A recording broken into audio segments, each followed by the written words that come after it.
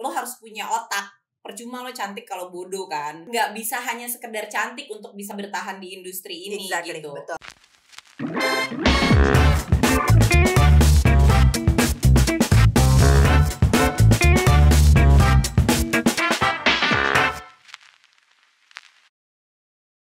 Hola amigo, apa kabar semuanya? Welcome to Apotik Aditya Podcast bareng Jelantik. Gue Aditya Herpavi Dan ini saya Jelantik Herlanti. Welcome to our bedtime story. Alhamdulillah udah episode ke 11. Ada apa? Kamu panggil penonton bayaran atau gimana hari ini? Nggak Poeli kali ya. Anak-anak lenong gue. Teman-teman Apotik, hari ini surprise banget kita kedatangan. Oh, gue sih nggak surprise. Nggak surprise. Ngundang. Sama sekali nggak surprise kalau buat gue. Sama sekali. Ini tamu yang datang tadi undang, pulang tadi antar. Oh, jalan aku. Ini teman lama nih. Kelamaan kayaknya. Temen lama banget. Kelamaan banget asli. Tapi nggak rame selalu kalau ketemu sama sahabat kita yang satu Yes. ini, Deswita Maharani. Yeay. Gua rasa ini semua mau di take over sama dia. Gue curiga. Kita, ya Allah 1000 bulan. Deswita dong. Oh iya Deswita. Deswita. Orang-orang tahu gue Deswita. Lo manggil dia apa? Ayah. Manggil dia kalau nggak ayah, kalau nggak Vivi. Orang lama. Orang kan Adit. Heeh. Orang Adit. Orang lama. tuanya Adit. Kalau orang yang manggil Afi tuh biasanya emang orang lama Orang ya. lama. Lama nggak di calling. Iya. Jadi hari ini gue agak deg-degan sebenarnya ngasih topik ke narsum gue hari ini. Gue nggak ngerti gue nggak tahu dia ngerti apa kagak. Emang apa sih topiknya, Mami? Ibu nggak tahu topiknya apa. Gue disuruh datang ya datang. Oh gitu.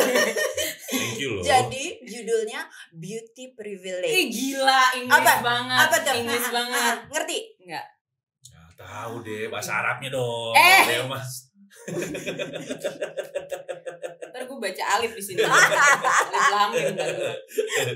Jadi pokoknya intinya tentang beauty privilege. Kenapa kita bahas itu? Karena Wita ini adalah artis yang udah lama banget buat gitu sih. Buat teaser sedikit. Gue kenal sama Wita tuh dari SMP kelas 1. Pertama kali ucuk. Wah, semua laki-laki memandang.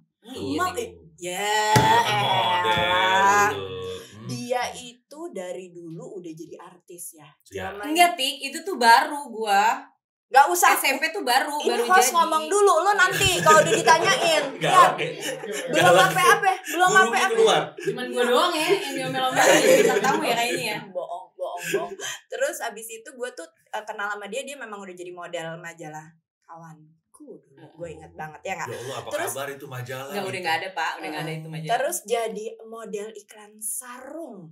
Gue Oh iya, Tik, kalau gitu sih. gue inget semuanya. Lo fans banget sama gue ya? Anjing. Keluar kan. Untung ini YouTube lo boleh lo ngomong gitu.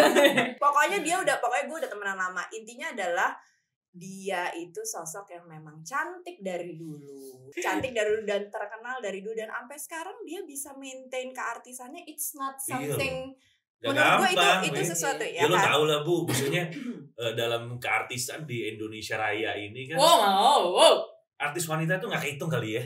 Banyak banget apalagi dan hampir setiap hari sekarang ada orang baru ya. Jadi yang mau gue tanyakan ke lo dari dulu itu punya nggak privilege, kelebihan dengan lo cantik begini, lo ngerasain nggak ada mungkin ada kemudahan apa yang lo rasain? Banyak pasti, Wit. Apa ya?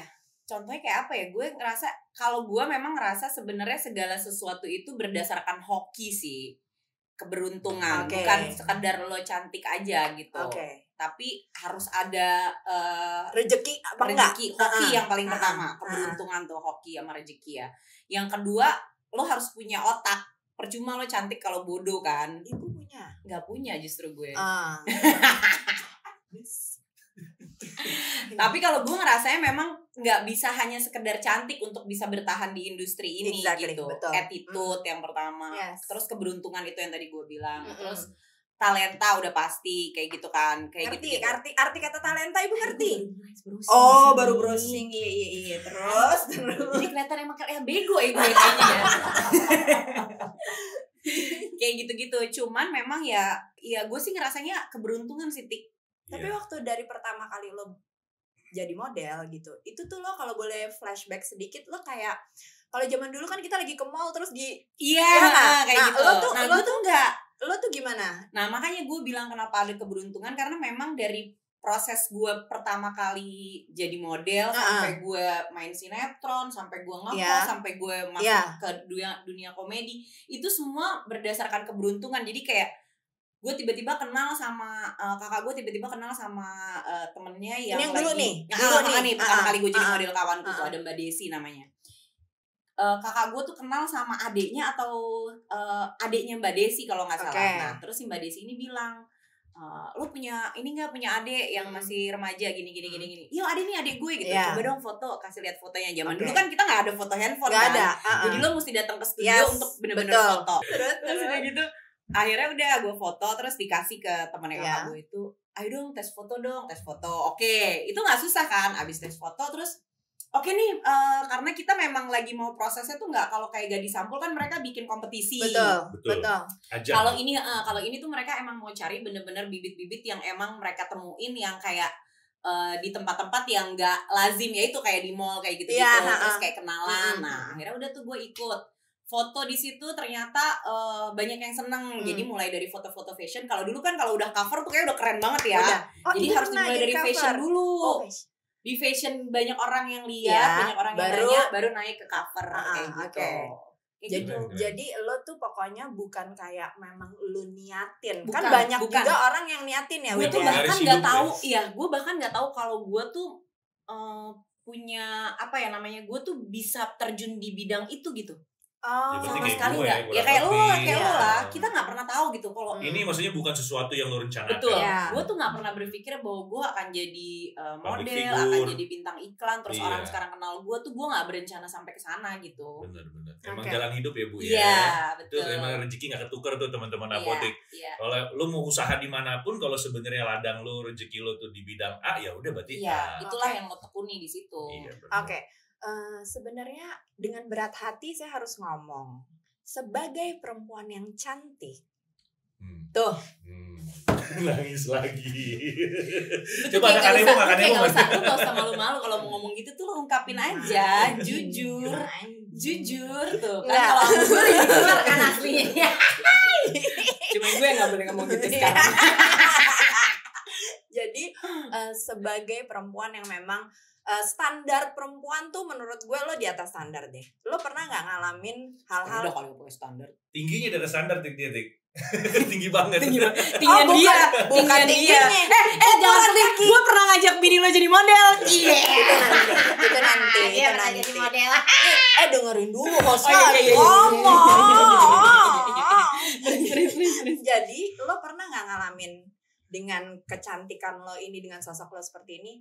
Lo pernah nggak digodain sama cowok yang yang sampai melecehkan gitu atau gimana? Pengalaman gak enak maksudnya. Iya, pengalaman yang pokoknya dilecehkan ya. Catcalling kalau bahasa anak sekarang bilangnya. Ngerti nggak catcalling? Tahu gue. Kalau kucing lewat dipanggil kan. Gitu ya, pernah nggak ngalamin? Gue pernah ngalamin kayak gitu. Itu zaman-zaman kita masih SMP itu kan banyak banget kan tuh anak-anak yang suka pada nongkrong-nongkrong di depan sekolah. Nah itu gue sering banget ngalamin. Bahkan dulu inget gak sih kita pernah ribut gara-gara digangguin kakak kelas ya gitu, dilecehin gitu. Dan itu karena memang gue dulu bukan, dari dulu sebenarnya gue bukan wanita asli ya. Kan emang senangnya berantem yang gitu ya gue. Jadi kalau bangsa lo cocok main sama dia. Iya kan, gue berarti tim rusuh. Siapa aja diberantemin ya kan. Jadi emang dia tuh bukan perempuan yang kalau perempuan cantik standarnya kan gini nih ya. Iya. Kalau gue manis gitu. Tampil gitu. Ini berantakan. Gak ada.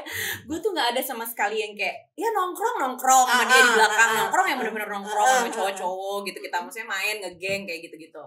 Dan itu tuh kalau misalnya digangguin berantem pukul-pukulan gitu yang gitu, jadi dorong-dorongan, jorok-jorokan gitu emang yang kayak gitu. Itu juga mungkin yang jadi benang merah sampai akhirnya lo ketemu jodoh lo yang laki banget. Kenapa begitu? Berobat jalan sampai sekarang ya kan. Gimana gimana.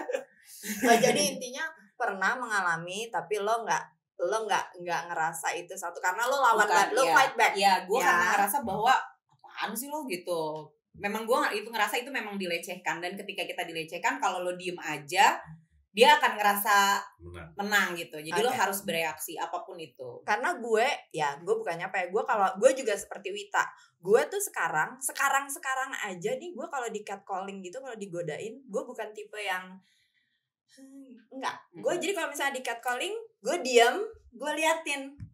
Kenapa lo?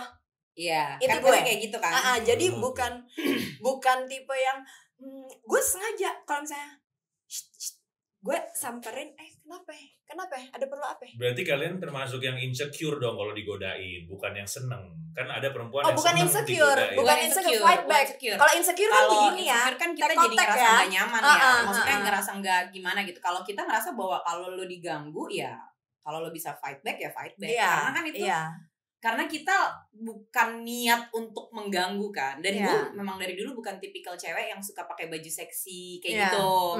Jadi kayaknya nggak ada reason untuk ngeganggu gue gitu.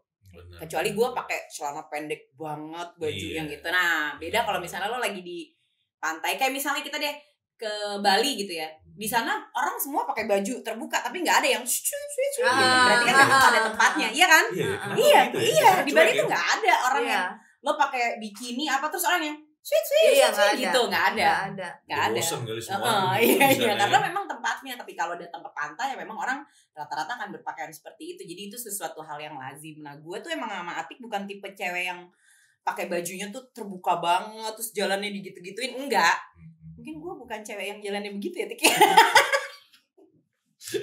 Tapi by the way benar, buat flashback sedikit, gue tuh pernah diajakin jadi model sama Wita, tapi bukan model-model yang foto-foto. Karena kebetulan gue agak tinggi standarnya, jadi dia pernah ngajakin gue, Tik, fashion show yuk. Hah? Fashion show? Diajakin, itu sama gadis sampul. Ih, sekarang udah. Masa itu kan emang eranya memang era model majalah kan. Iya. Dan majalah itu fashion show di mall-mall gitu-gitu. Dan ini gue nih yang ikut semua tuh gadis sampul sama model-model kayak dia. Gue sampai gue. Tapi oke kok, dia oke banget. Enggak oke banget. Cuman maksudnya gue terima kasih juga ke Wita bahwa gue jadi punya pengalaman itu, dan dia tuh orangnya, gue bilang gue nggak bisa, Wit, bisa lo bisa. Nah dia tuh bisa encourage people untuk lebih achieve something yang lebih, enggak, lo bisa kok. Itu kredit buat lo juga. Lo mesti jadi anggota dewan, Wit, berarti. Aduh, gue gak cocok deh. Akhirnya gue dimusuhin orang ya kan. By the way, gue kalau ngomong apa adanya banget. Lupa deh, sejak kapan sih dirimu udah mulai tutupan? Iya, hijab itu 2020 kali ya. Itu umur 2 tahun ya, habis lebaran. Apa permintaan? Iya, itu gimana Wit prosesnya, Wit? Nah, itu tuh gue itu aja gue kaget loh. Maksudnya sedekat ini gue sama dia, gak ada tuh proses yang kayak Tik, gue ngerasa pengen gak ada gitu ya, Tik? Iya, gak ada. Tapi gue pakai aja. Dan itu lo gak cerita sama siapa-siapa, Wit? Waktu lo memutuskan, apa lo kayak ada fase lama? Enggak. Turn back-nya apa? Gak ada. Titik baliknya apa? Gue gak punya titik balik yang membuat, bukan gak punya titik balik ini. Gue tuh emang dari dulu kayak, kapan ya gue kok kayaknya gue harus hijaban deh suatu saat nanti gitu tuh. Gue gue sering ngomong gitu ya. Cuman gue nggak tahu kapan waktunya gitu. Sampai suatu saat tuh pada masa kita baru pertama kali pandemi itu, kan kita nggak ngapa-ngapain tuh di rumah ya. Paham. Terus kita semua takut, pokoknya parno banget karena kita waktu itu belum tahu gimana cara ngatasin COVID gitu kan, gimana harus bersikap tentang COVID, masker susah, hand sanitizer susah, apa segala macam susah.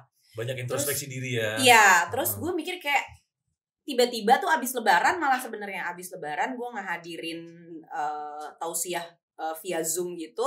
Gue pakai hijab gitu, terus itu gue ngehadirinnya karena dia lagi di rumah kakak gue, kita nge-Zoom rame-rame, gue pakai hijab.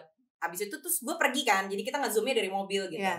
Pulang ke rumah tuh gue tutupan gitu, terus laki gue kayak, ih bagus ibu pakai hijab gitu. Oh iya udah.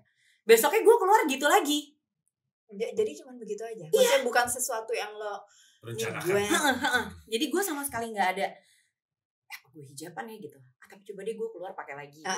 Terus gue konsultasi lah sama suami gue otomatis kan. yang gimana nih kalau misalnya aku kayaknya nyaman gak gitu kata laki gue. Gue belum menemukan kenyamanan pada saat itu. Gue cuma mau pakai aja. Oh ya udah pakai gitu. Tapi gue takut gimana nanti kalau misalnya gue pengen buka. Ada rasa itu ada. Iya benar ada. Jadi orang yang pertama kali pakai hijab itu ada ya rasa. Kalau gue sih ada rasa takut. Karena kan gue ngeliat ada banyak teman-teman gue yang udah pakai terus dibuka. Ya. Gitu. Oh, terus bener tuh. Ya, artis-artis banyak juga ya. Bahkan yang bukan artis pun banyak. Banyak. Udah dipakai terus dibuka dengan berbagai macam alasan gitu kan. Terus gue kayak, yang gimana nanti kalau misalnya aku pengen buka gitu. Lagi gue cuma bilang ya jangan dibuka. Sama kayak lo pengen makan, gimana kalau nanti lo nggak makan? Gak bisa, lo harus makan, kata laki gue gitu.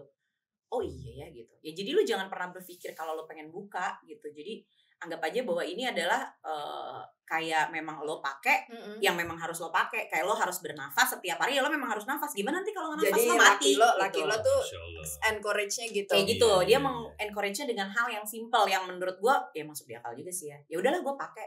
Dan itu tuh keraguan itu masih terus ada gitu. Lebih ke kayak aduh, gue gimana ya gitu. Itu pasti kan mempengaruhi kerjaan gue nggak ya? Nah iya. Dan itu memang itu gimana? Itu gimana tuh? Itu langsung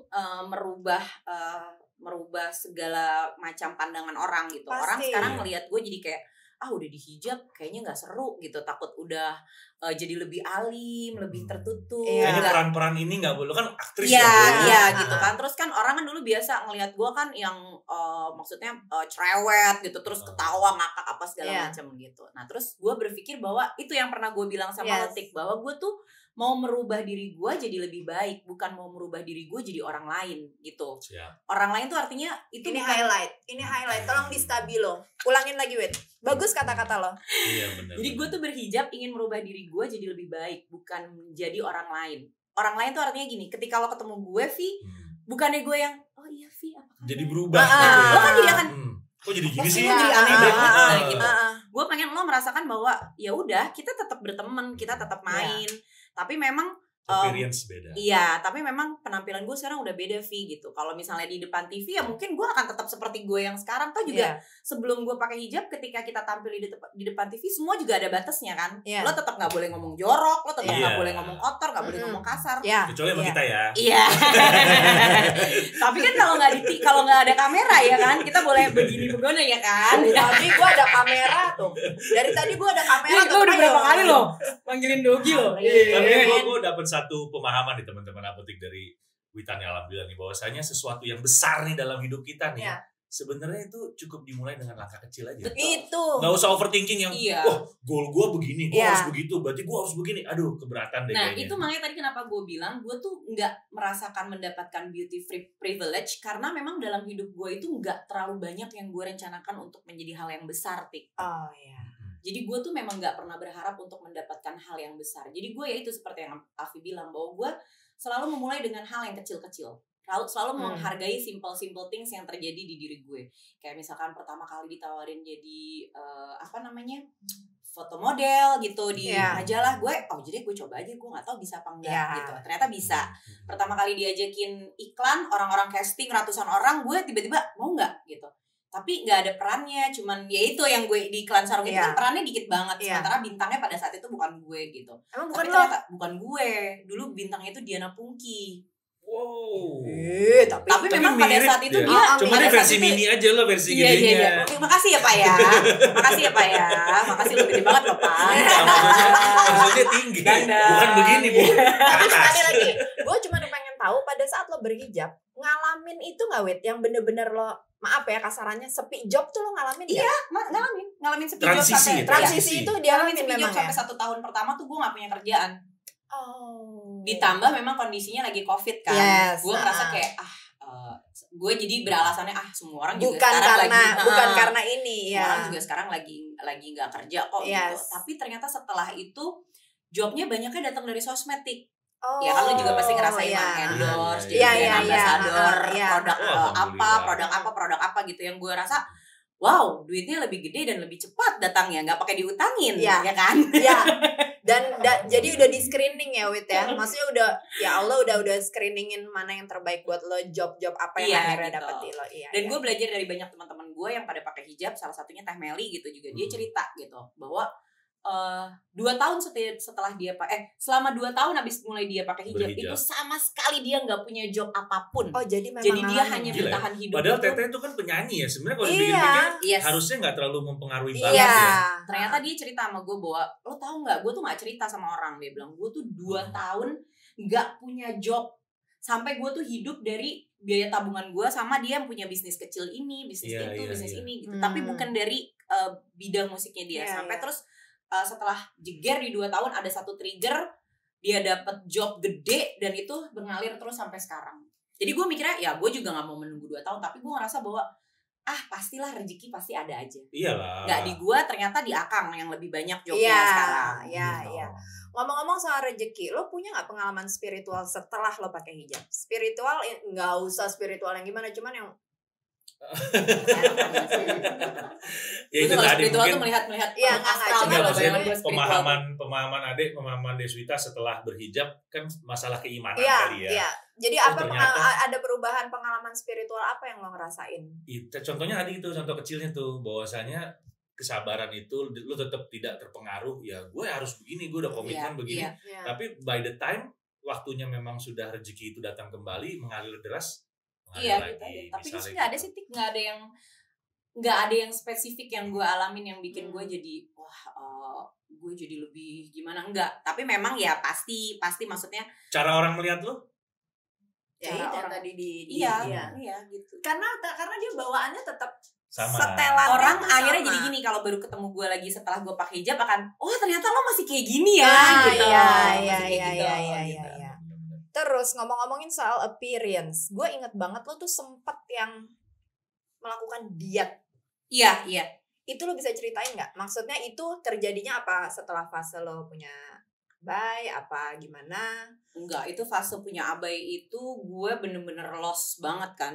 Maksudnya sampai yang gendut, gue sampai pernah pilates berapa kali sama lo kayak gitu-gitu. Ngomong-ngomong teman-teman apotek nih, maaf nih, teaser nih.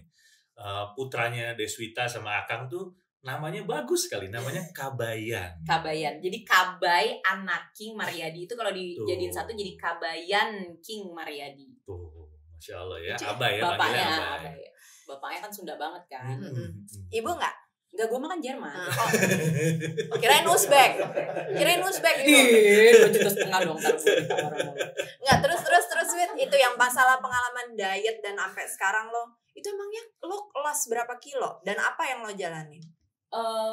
Jadi gue itu dietnya adalah sebenarnya gue gini, pada saat itu kan COVID. Oh, itu pas COVID. Ya. Gue itu dalam kondisi takut, parno, insecure, dengan kondisi kita apa tuh namanya dulu, bukan PPKM apa ya? PSBB. Kayak pelajaran apa gitu zaman dulu. PSBB kalau dulu kan. Ini PSBB kan. Terus udah gitu kita nggak boleh keluar, nggak boleh berinteraksi sama orang, terus harus jaga kesehatan apa segala macam kayak gitu. Udahlah, akhirnya gue nggak punya kegiatan di rumah, nggak ngapa-ngapain. Jadi gue ya itu kerjaannya browsingin itu tuh makanan-makanan, ngitungin kalori apa segala macam. Udah, terus udah gitu gue olahraga, kayak gitu aja. Tapi gue memang nggak pernah punya target untuk mau kurus gitu loh, Tik. Okay. Jadi gue tuh niatnya bukan mau kurus, Vi. Cuman gue ya udah, gue nggak nimbang dari pertama kali gue latihan apa segala macam tuh gue nggak nimbang sampai sekitar 2 atau 3 bulan itu gue baru sadar kalau gue tuh udah hilang sekitar 6 kiloan, berarti sebulan kan 2 kilo. Terus gue berpikir gini, oke, gue nggak boleh nimbang, kalau gue nimbang gue akan ngerasa kayak ya sebulan cuma 2 kilo kayak gitu. Sampai prosesnya sampai hampir berapa ya, 8 bulanan kali ya kita.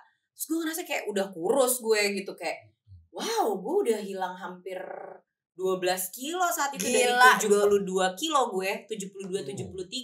Saat itu gue nimbang udah 60 kilo. Gitu. Berapa bulan tuh? Lama, 8 bulanan lah. Ya tapi kalau 8 bulan menurut gue itu proses yang sehat ya. Justru gue yang agak-agak kaget kalau yang sebulan 3 kilo itu menurut gue terlalu drop shine. Tapi gue ngalamin sebulan turun 3 kilo, 4 kilo gitu ya. Tapi seminggu di rumah naik 10 kilo. Nah, iya.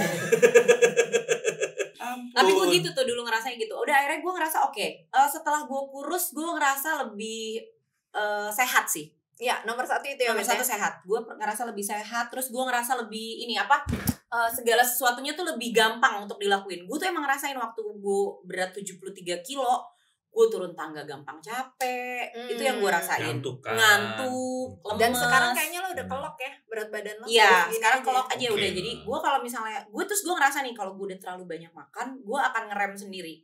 Gue akan perbanyak olahraga gue, terus gue udah berat gitu. Ibu atlet, banyak olahraga.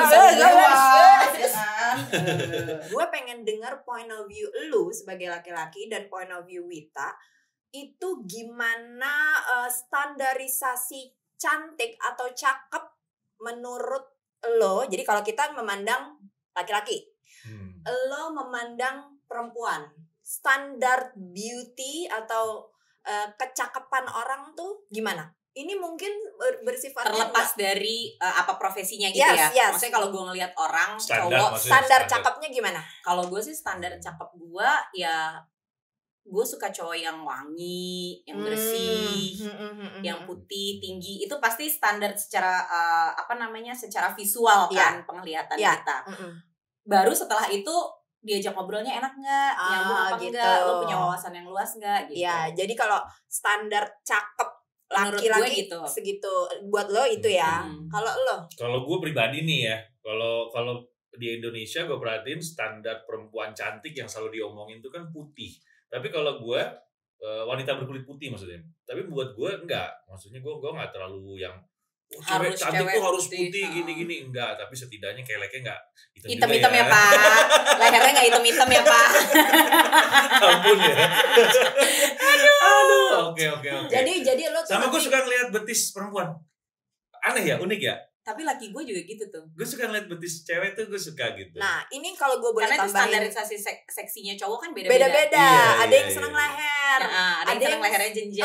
Ada yang senang collarbones. Ada yang senang tangan. Ada yang macam-macam. Cuman yang gue lihat ya, kenapa? Menurut gue standar laki-laki itu tipikal gitu. Iya, dan ini terlalu ngarepnya tuh terlalu tinggi. Benar gak Wit? Jadi kayaknya gini nih, misalnya nih cowok sama cewek pacaran atau baru pendekatan. Kalau cowok, dia nggak cantik, dia nggak, let's say dia nggak putih, dia nggak gini nggak gitu. Padahal maaf ya, lu juga nggak ngaca Jack. Iya. Banyak loh Wit cowok yang kayak gitu. Tapi kalau cewek itu lebih pengampun. Misalnya gini, ya dia nggak cakep sih. Dia nggak gini sih, tapi dia baik gitu. Kalau cewek ya ada gitunya. Itu. Sama apalagi kalau cewek, dia nggak cakep sih, dia nggak tinggi, tapi duitnya banyak. Pengampun ya. Mengampuni banget. Allah, Tuhan aja banget. Apalah kuasa kami gitu. Ya kan. Jadi itu perbedaan perempuan sama laki-laki. Di luar masalah duit, tapi tetap tuh perempuan cowok lo begini. Misalnya temannya ngomong cowok lo tapi nggak gini. Tapi iya nggak kalau kita ngelihat gini nih. Kalau gue nih, kita pastilah sering berfirasat buruk kalau misalnya kita ngelihat cewek sama cowoknya. Asmuni baru datang. Kalau kita ngelihat ceweknya cantik, cantik, bodinya bagus. Aduh, jadi ingat lagu siapa tuh ya. Ceweknya cantik, bodinya bagus, kulitnya putih, terus pas ngelihat cowoknya doeng, ya kan? Pasti kita langsung gini. Pasti cowoknya kaya. Julid aja ya kan. Jadi itu stereotyping. Berarti biasanya gitu. Tapi 99,9% benar. Iya.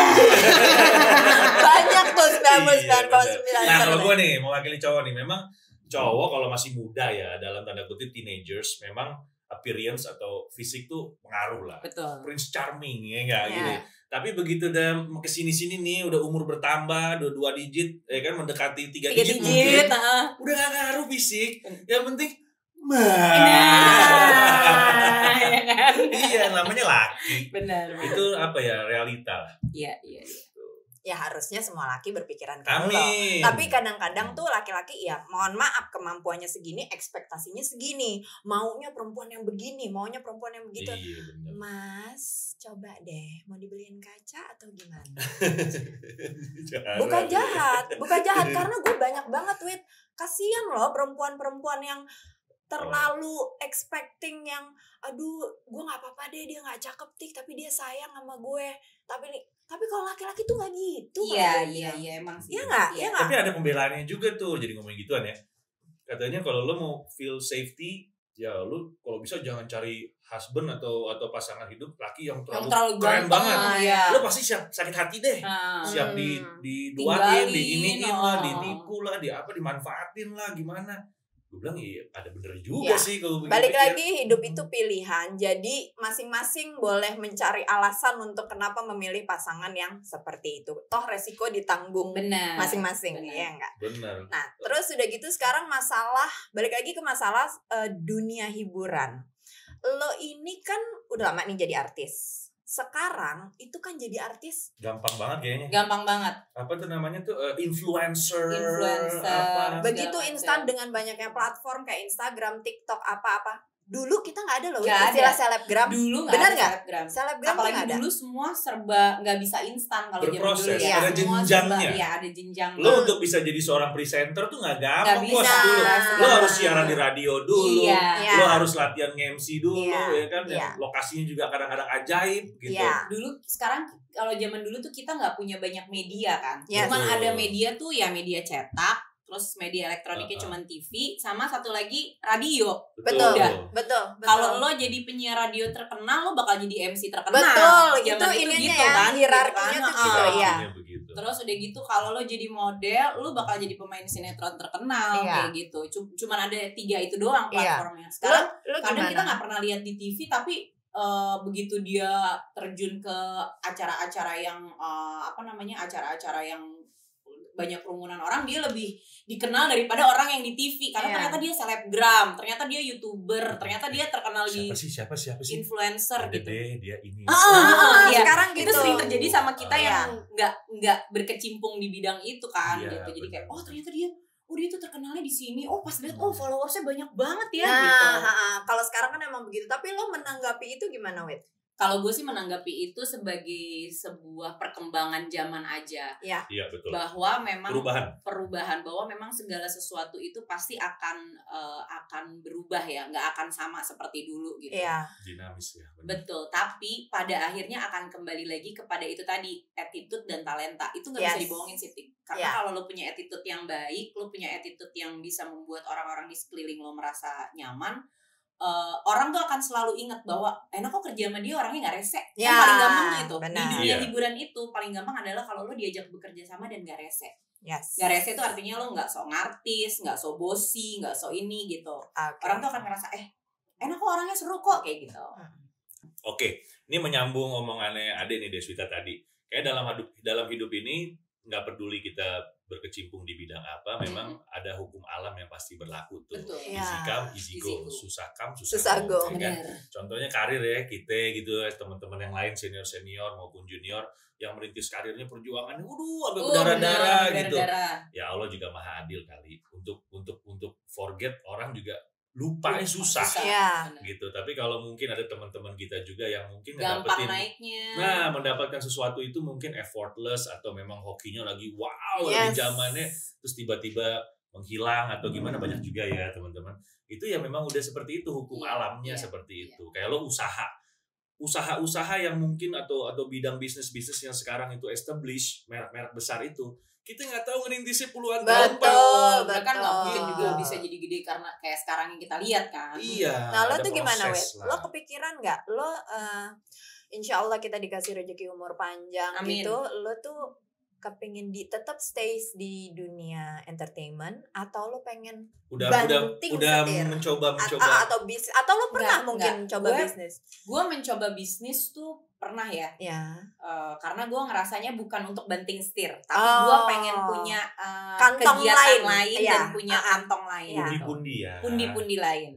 Terus memilih berbisnis sama saudara, bisnisnya nggak jalan, duitnya nggak balik ya kan. Terus hubungan gue sama saudara jadi nggak enak, jadi curiga-curigaan gitu kan gitu. Terus ya memang kebetulan juga pada saat itu mungkin gue tidak didekatkan dengan partner bisnis yang tepat gitu ya. Karena memang ya banyak kendala lah gitu. Nah akhirnya gue berpikir bahwa gue memang kayaknya difokuskan untuk bekerja di bidang ini gitu, mengikuti perkembangan zaman yang ada. Seperti yang tadi kita bilang, nggak melulu di TV, tapi gue memaintainnya dapat rezekinya sekarang di sosial media kayak gitu. Jadi itu aja yang gue maintain terus. Karena memang gue ngerasa kemampuan gue adanya di sini. Gitu. Jadi lo tidak pernah merencanakan dengan sengaja untuk gue akan ke bisnis nih atau enggak, gue akan keep. Jadi kalaupun memang nanti akhirnya gue pengen bisnis, gue mungkin akan cari bisnis yang gue yakin gue bisa menjalani itu dan harus dengan orang yang bisa gue percaya gitu. Karena sejujurnya gue udah trauma nih kalau mau bisnis lagi sama saudara, karena ya itu duitnya nggak balik, terus hubungan juga jadi nggak enak, jadi curiga-curigaan gitu. Kayaknya gue akan memilih untuk lebih berhati-hati. Jadi gue kayaknya sekarang ya udah gue ngejalanin dulu deh yang memang sudah terbiasa gue jalani gitu.